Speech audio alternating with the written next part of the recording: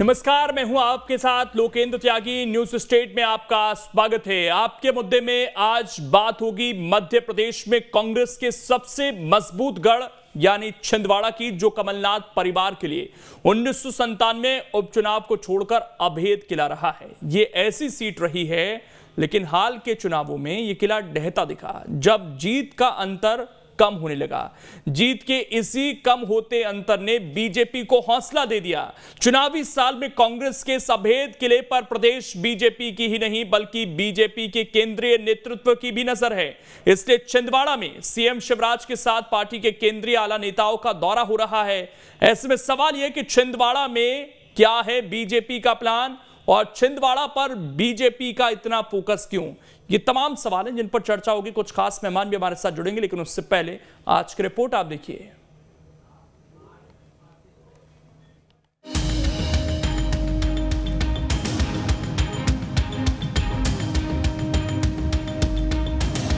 Mission 2023 और 2024 के सियासी रण के लिए बीजेपी ने ताल ठोक दी है।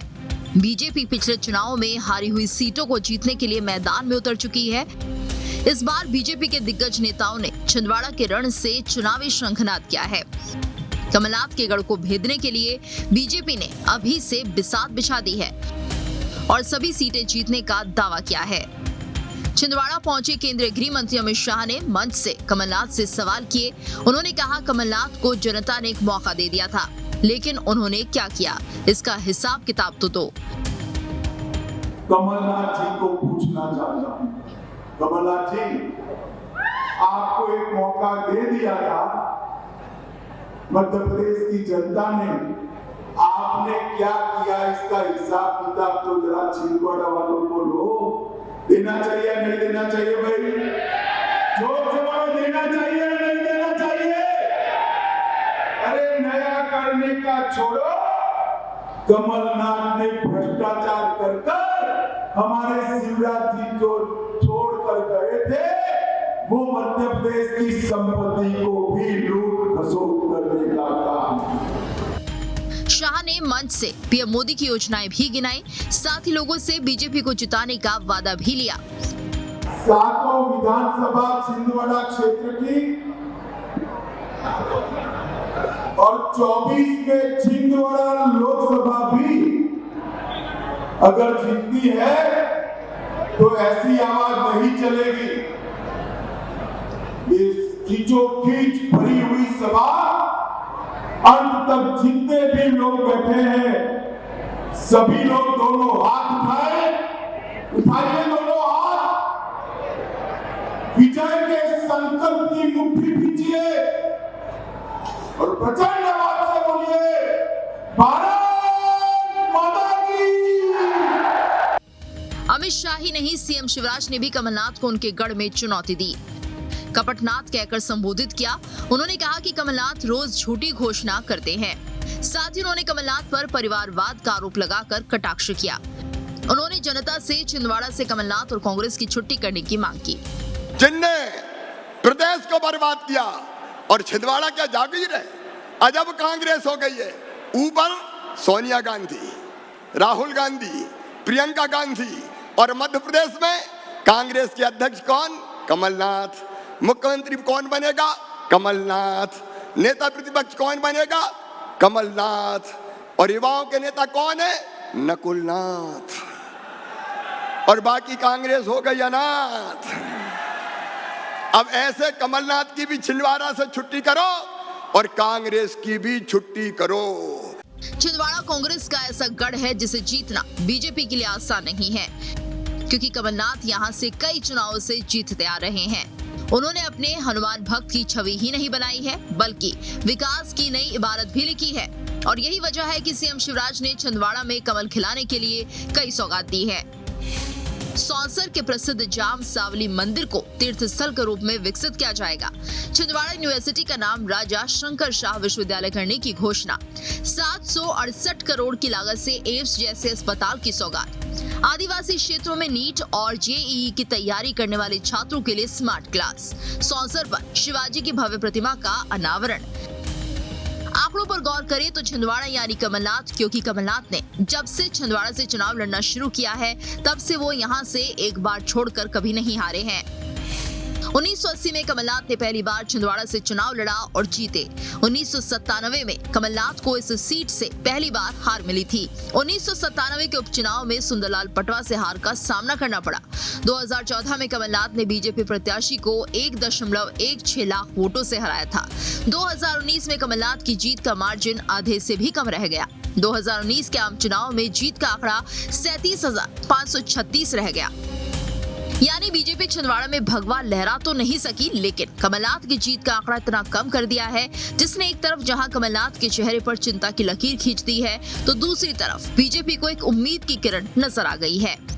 और ऐसे में बीजेपी की नजर कमलनाथ और कांग्रेस के गढ़ छिंदवाड़ा पर टिक गई है। बीजेपी यहां अब कोई कोर कसर नहीं छोड़ने जा रही। Team news state. और चर्चा करने के लिए खास मेहमान इस वक्त हमारे साथ जुड़ गए हैं। सबसे पहले परिचय करा देता हूं। प्रदीप तिवारी जी हैं, वरिष्ठ पत्रकार हैं। गोविंद मालू जी हैं, वरिष्ठ नेता हैं। इसके अलावा बीजेपी के और फिरोज सिद्दीकी जी हमारे साथ जुड़ गए हैं, प्रवक्ता हैं कांग्रेस के। आप तीनों का बहुत बहुत स्वागत है। सिद्दीकी जी, एक सीट मिली थी लोकसभा में पिछली बार, वो थी छिंदवाड़ा की, और इस बार पूरा फोकस छिंदवाड़ा पर ही बीजेपी ने कर दिया है। किस तरीके से देखते हैं इसे? देखिए, ऐसा है कि ये चैत्र नवरात्रि का महीना है, तो इन दिनों में क्या होता है, मध्य प्रदेश में फसल कटती चैता होती है। यानी बाहर के मजदूर आते हैं, फसल काटते हैं और चले जाते हैं, उनको चेतुआ कहते हैं। तो ये सारे चेतुआ हैं जो अभी आए हैं छिंदवाड़ा में, और वोटों की फसल दिख रही है, इसलिए वोटों की फसल काट के ये जाना चाहते हैं। आज अमित शाह जी इतना सवाल पूछ रहे थे कमलनाथ जी से, यानी विपक्ष से सवाल पूछ रहा है कौन? सत्ता पक्ष। अरे अमित शाह जी बताएं, जनता भी देख रही है कि ये वही लोग हैं जो दिल्ली से बैठे बैठे 50 रुपए पेट्रोल पे बढ़ा देते हैं, 50 रुपए सिलेंडर पे बढ़ा देते हैं। ये वही लोग हैं जो कहते थे काला धन लाएंगे, ये वही लोग हैं जो कहते थे अच्छे दिन आएंगे, ये वही लोग हैं जो ताली बजाते हैं और जो नोट हैं बंद कर देते हैं, सारे देश को जो है लाइन में लगवा देते हैं और कहते काला धन आएगा। वो काला धन आता ही नहीं है।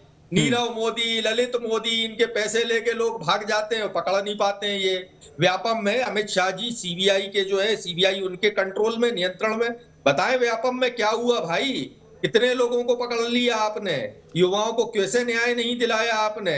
आप बताइए कि कैसे Z+ सिक्योरिटी के लोग हैं जो पटेल हैं, जो वो वहां के गुजरात के पटेल हैं, वो Z+ सिक्योरिटी लिए घूम रहे हैं। बताएं शेल कंपनी है जो 20,000 करोड़ की, जो अडानी अंबानी सेठ जो है, अडानी सेठ जो है, उनके 20,000। लेकिन सिद्दीकी जी एक बात बताइए, आपने तमाम सवाल उठाए लेकिन आपने एक बात कही कि वहां पर वोटों की फसल दिख रही है।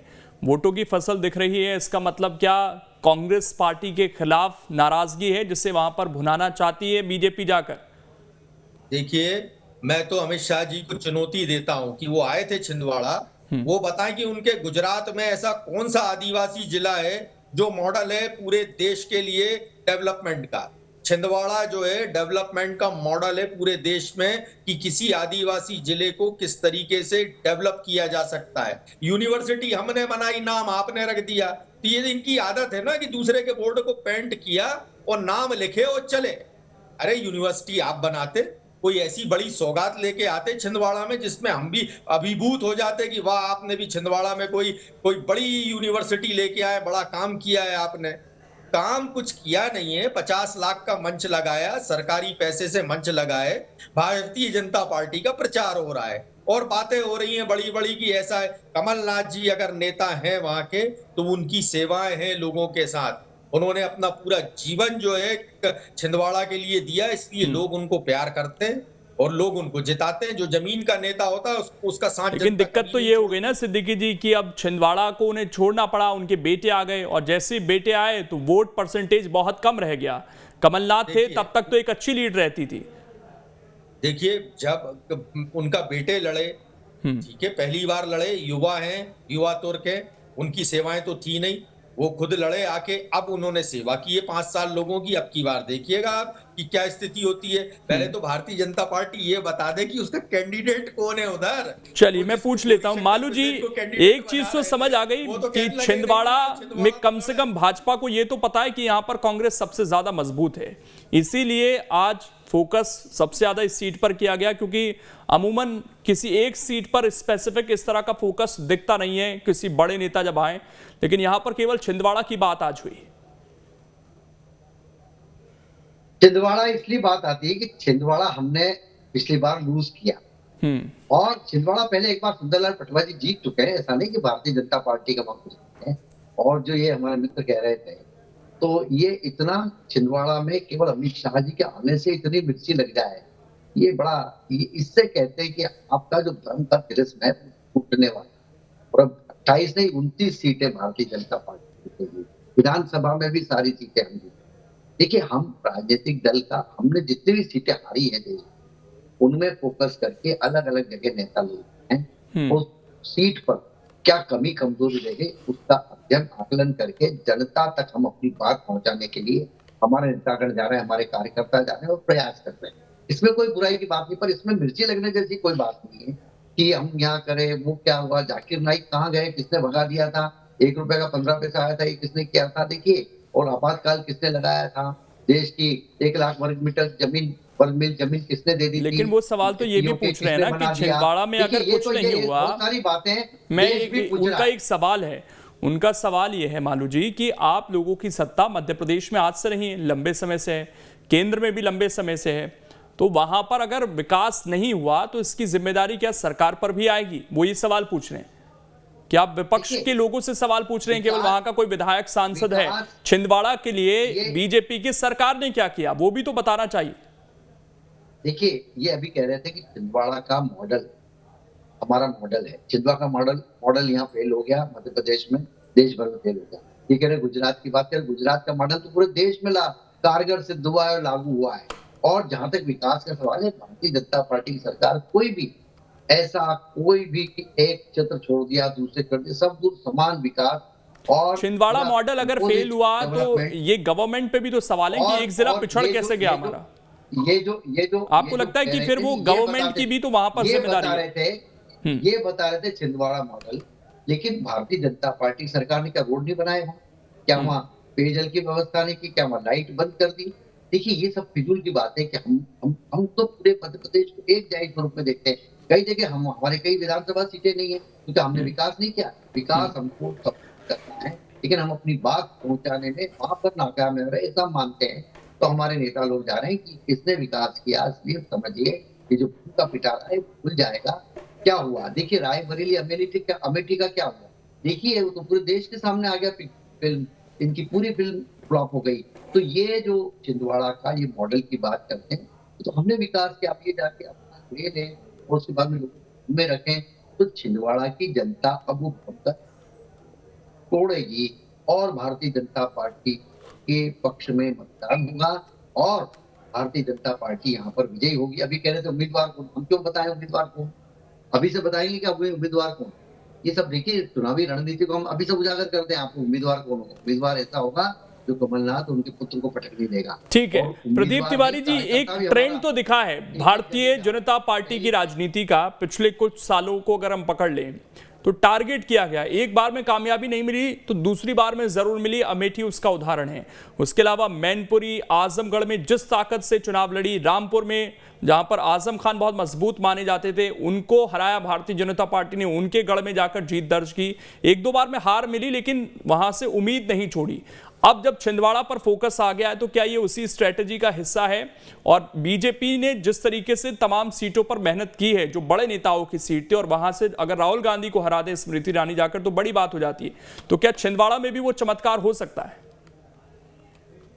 लोकेन जी, आप विषय को अगर समझे तो बीजेपी बड़े तरीके से और बड़े संजीदा दल से जिस क्षेत्र में जाती है जहां उनकी बहुमत नहीं है या जहां उनके प्रत्याशी विजय नहीं हुए हैं, तो एक बार नहीं वो कई बार प्रयास करती है और अंतिम में परिणाम की तरफ वो अग्रसित हो जाती है। यही कारण है, आप चाहे रायबरेली को देख लें, गांधी परिवार की पुश्तैनी सीट थी रायबरेली, लेकिन उसको भी बीजेपी ने कहीं न कहीं फतेह किया। इसके बाद रामपुर में देखिए, आजम खान जी का एक बोलबाला था, जबरदस्त था, और वो ऐसा लग रहा था कि इनका कभी ये तिलिस्म टूटेगा ही नहीं, लेकिन बीजेपी ने उसको भी फतह किया। तो मुझे लगता है कि कोई भी सीट ऐसी नहीं है जिसपे चुनाव किसी स्थिति में जीता नहीं जा सकता। बस इतनी सी बात है के कारण यह है कि आप कमलनाथ जी को देखें तो कमलनाथ जी वर्षों तक केंद्रीय मंत्री रहे और लगातार राजनीति में बने रहे। एक बार वो पटवा जी से चुनाव हारे थे, परंतु परिस्थितियां उस समय कुछ और थी। उस समय थोड़ा माहौल उनके खिलाफ था और उस समय ना ये सोशल मीडिया इतना ज्यादा एक्टिव था, ना इतने सारे इक्विपमेंट थे जिससे जनता तक कनेक्टिविटी बन जाए। तो मुझे लगता है कि वो परिस्थितियां कुछ और थी, अब परिस्थितियां थोड़ा बदली है। 1.5 साल की सरकार में कमलनाथ जी ने प्रयास ये किया है कि छिंदवाड़ा ही देखे वो। यही कारण ये रहा कि मध्य प्रदेश में बहुत सारी जगह ऐसी रही जहां छिंदवाड़ा मॉडल लागू नहीं हो पाया और ये कहीं न कहीं संगठन के लोग भी कहते रहे, कांग्रेस संगठन के जो कई सारे लीडर रहे और जो मंत्री छोड़ के वहां से गए, तो उनका यही आरोप हमेशा लगा रहा कि कमलनाथ जी छिंदवाड़ा की तरफ अग्रसित है, छिंदवाड़ा ही देखते हैं, उनको मध्य प्रदेश देखना चाहिए था। तो मुझे लगता है कि थोड़ा अभी बीजेपी को कठिनाई का सामना करना पड़ेगा। ये जरूर है कि बीजेपी प्रयास वहां कर रही है, कार्यकर्ताओं को जोड़ रही है और नए सिरे से तैयारी कर रही है। अब इस बार परिस्थितियां बीजेपी के अनुकूल आती है कि नहीं आती हैं, लेकिन कमलनाथ जी अभी मजबूत है वहां छिंदवाड़ा में और उनके जो किए गए कार्य हैं छिंदवाड़ा के लोग अभी भी उस बात को मानते हैं। तो मुझे लगता है कि अभी थोड़ा बीजेपी को और मेहनत करने की आवश्यकता है छिंदवाड़ा में। अदरवाइज कांग्रेस की स्थिति वहां ठीक स्थिति में रहेगा। अभी इनको कैंडिडेट की तलाश रहेगी, वहां मजबूत श्रेणी में कोई कैंडिडेट उतारना पड़ेगा कमलनाथ जी की हैसियत से, कार्यकर्ताओं को जोड़ना पड़ेगा जिस तरह से कांग्रेस ने वहां पुरानी वो खड़ी की हुई है। तो उस गढ़ को तोड़ने के लिए आपको मजबूती से ताकत, यही कारण है कि अमित शाह जी का प्रोग्राम वहां रखा गया था छिंदवाड़ा में। लेकिन एक चीज और कही जा रही है यहाँ पर प्रदीप तिवारी जी कि शायद एक ये भी स्ट्रेटेजी हो सकती है कि इनको छिंदवाड़ा में ही अटका दिया जाए ताकि ये और सीटों पर उतना ज्यादा फोकस ना कर सकें और अपने गढ़ को बचाने में लग जाएं। क्या ये भी एक स्ट्रेटेजी हो सकती है यहाँ पर? लोकेन जी, निश्चित तौर पर आप पिछले चुनाव में देखें, अगर विधानसभा के चुनाव में या लोकसभा के चुनाव में, तो कमलनाथ जी का सबसे ज्यादा अगर दौरा कहीं रहा तो छिंदवाड़ा क्षेत्र के कई सारे विधानसभा क्षेत्रों में रहा और यही कारण है कि वो अपनी सीट सुरक्षित रख पाए। कारण आप देखें, वो ऐसा नहीं समय नहीं निकालते थे, लेकिन अन्य जिलों में भी जाते थे, चाहे बिंद हो चाहे महाकौशल रहा हो, लेकिन जितना समय उन्होंने छिंदवाड़ा में दिया वो पूरे प्रदेश में नहीं दे पाए थे और इसके चलते कई सारी सीटें अगर 4000 या 5000 से कांग्रेस गंवाई है तो ये एक बड़ा कारण भी हो सकता है। कारण ये है कि जिन सीटों पे कमलनाथ जी नहीं पहुंच पाए थे, सभाएं नहीं हो पाई थी, वहां कुछ स्ट्रेटजी ऐसी नहीं बन पाई थी जिससे वहां कांग्रेस लूज कर गई थी सीट। तो मुझे लगता है कि ये वृहद रूप से कमलनाथ जी को मध्य प्रदेश में दौरा न करने के एक तरह से उनको सीमित कर देना है छिंदवाड़ा में। यही कारण है कि बीजेपी वहां मजबूती से और अपनी ताकत के साथ छिंदवाड़ा में उन सारे विधानसभा क्षेत्रों में जहां जहां कमजोर कर सकती है कांग्रेस को, वहां वो प्रयास कर रही है कि हम अपने बड़े लीडरों को। इस पर सिद्दीकी जी यही सवाल आपसे भी, क्या केवल छिंदवाड़ा तक सीमित रखना चाहते हैं आपको और क्या इससे आपकी स्ट्रेटेजी बदल सकती है? क्योंकि बड़े नेता की अगर हार होती है तो फिर जाहिर बात है सवाल उठते हैं और 2003 में ऐसा ही देखने को मिला था, आपके कई बड़े नेता हार गए थे, उससे एक मोराल भी डाउन होता है। कहीं ऐसा ना हो कि छिंदवाड़ा में अटक कर कांग्रेस पार्टी रह जाए। देखिए, पूरे प्रदेश की जनता जो है कमलनाथ जी को मुख्यमंत्री बनाना चाहे और छिंदवाड़ा के लोग भी वही चाहते। वो चुनाव लड़ेंगे विधानसभा का इस बार, ये भी क्लियर कर दीजिए। बिल्कुल, देखिए अब ये तो मैं नहीं कह सकता कि लड़े, लेकिन कमलनाथ जी हमारा चेहरा होंगे तो जाहिर सी बात है कि वो विधानसभा का चुनाव भी लड़ेंगे। अभी तो वो विधायक हैं वर्तमान में, लेकिन भारतीय जनता पार्टी जो कोशिश करने की फिराक में है वो अब जो है चारों तरफ से घिरने वाली है। मैंने कहा ना, जो मैंने सवाल उठाए, लोग सवाल तो पूछ रहे हैं ना कि भाई ये महंगाई का क्या हाल है, आप अपनी उपलब्धियां बता नहीं रहे और मंच से जो है कमलनाथ जी से सवाल पूछ रहे हैं। तो जनता कोई मूर्ख थोड़ी है, जनता भी ये बात समझती है कि सत्ता की चाबी हमने आपको दी है और सवाल पूछ रहे हो आप जो विपक्ष में है, तो सवाल तो जनता भी पूछेगी। और लोग अमित शाह जी से कह रहा हूं, क्या किया अमित शाह जी से मैं यही कह रहा हूँ कि वहां कहाँ आप मंच पे खड़े थे, जरा पैदल चलते लोगों के बीच, कभी पैदल भी चल लिया करिए। पैदल चलते लोगों के बीच तो लोग खुद बता देते हैं कि साहब ये यूनिवर्सिटी बोले कमलनाथ जी ने बनाया, ये मेडिकल कॉलेज ये कमलनाथ जी ने बनाया है, ये रोड 4 लेन कमलनाथ जी के हैं, ये फ्लाईओवर छिंदवाड़ा का जनता चाहती है सल्तनत, ये रेलवे स्टेशन बोले ये भी कमलनाथ जी ने बनवाया है। हम किसी भी आदमी को पूछो, पान वाले को पूछो, किसी फेरी वाले को पूछो, रेडी फेरी वाले को पूछो, वो यही कहेगा कि चलो कमलनाथ जी से मैं काम करवा देता हूँ, चलो मैं आपके लिए फोन लगवा देता हूँ। ये सल्तनत के नवाबी अब खत्म होने वाली है। लेकिन सिद्दीकी जी एक और आरोप आप पर लगाया गया यहाँ से, जो अक्सर बीजेपी की तरफ से लगाया जाता है और ये बताने की कोशिश की जाती है कि केंद्र में गांधी परिवार और मध्य प्रदेश में नाथ परिवार यही चलते हैं, अगर आपका अगला सांसद होगा तो नकुल नाथ ही होगा। एक ये भी मैसेज पहुंचाने की कोशिश की जा रही है परिवारवाद को लेकर। अब आप ये अच्छा हुआ आपने मुझे याद दिला दिया, अमित शाह जी कह रहे थे वो उनका, अब ये बताएं कि जय शाह जो है वो ऑल इंडिया चुनाव थोड़ी लड़ रहे हैं। Jay Shah cricket control board राजनीति में नहीं है भाई, कौन सा मैच खेला था? जय शाह राजनीति में नहीं है, क्रिकेटर थे आपने, और सामाजिक कार्यकर्ता नहीं। तो ऐसे तो राजीव शुक्ला जो बीसीसीआई से जुड़े हुए हैं कांग्रेस के, उन्होंने कौन सा मैच खेला सर? वो अगर अपने समाज के अध्यक्ष बन जाए, अगर क्रिकेट के अध्यक्ष बन जाए तो आपको क्या आपत्ति होना चाहिए? लगा रहे हैं वहां पर उन लोगों ने बनाया है, बन गया क्रिकेट कंट्रोल बोर्ड का अध्यक्ष। यही तो समझना चाह रहे हैं भाई, क्रिकेट कंट्रोल बोर्ड क्रिकेट से अमित शाह के बेटे जुड़े हैं तो क्या क्रिकेट कंट्रोल बोर्ड के अध्यक्ष क्रिकेट से शुरू से जुड़े हैं। नहीं, अध्यक्ष तो अभी भी नहीं है, वो सचिव है। आपके कई लोग जो भी है, कोई खेल नहीं आता, सब खेल संगठनों में कब्जा करके बैठे हैं।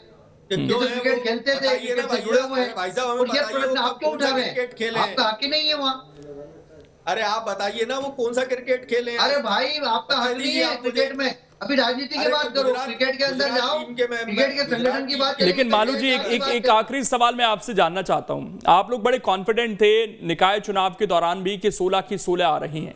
इस बार जिस तरह के आपका शुरू का मैंने बयान सुना, आपने कहा कि हम एक सीट हारे थे उसी पर फोकस कर रहे हैं, बाकी जो 28 सीटें बचती हैं उन पर कॉन्फिडेंट हैं कि वो जीत रहे हैं इस बार, पहले जैसी लहर मध्य प्रदेश में रहेगी इस बार? मैंने कहा ना हम स्वीप करेंगे 29 सीटें, और ये कॉन्फिडेंस अगर है तो हमने हमारे कामों पर है, जनता के प्यार पर है, स्नेह पर है, हम परिवारवाद वंशवाद के खिलाफ जो देश भर में लोगों का वातावरण बना है उसके लिए है। कांग्रेस के जो कुशासन 60 साल का रहा है उसको लोग जानते हैं, किस तरह से अब उनके हाथ में चाबी नहीं सौंपना चाहते हैं जो लूट के ले गए हैं। अब लूट के माल को नहीं ले जाने, लूट के ले जाने नहीं देगी माल को जनता अपने, इसलिए अब केवल, और ये बात कर रहे थे अडानी अंबानी की, कमलनाथ जी के मित्र नहीं क्या अडानी? पूछो उनसे, वही तो हम कह रहे हैं ना, बगल में लेके घूमते हैं अडानी को। अरे भाई अडानी जी को बगल में लेके घूमते हैं। अरे उद्योगपति किसी का मित्र और किसी का दुश्मन थोड़ी होता है, वो तो देश के लिए उद्योग डालता है, जो सरकार होगी उसमें उसको अपना काम करना है। चलिए इस समय इतना ही है, लेकिन छिंदवाड़ा की जंग जो रहेगी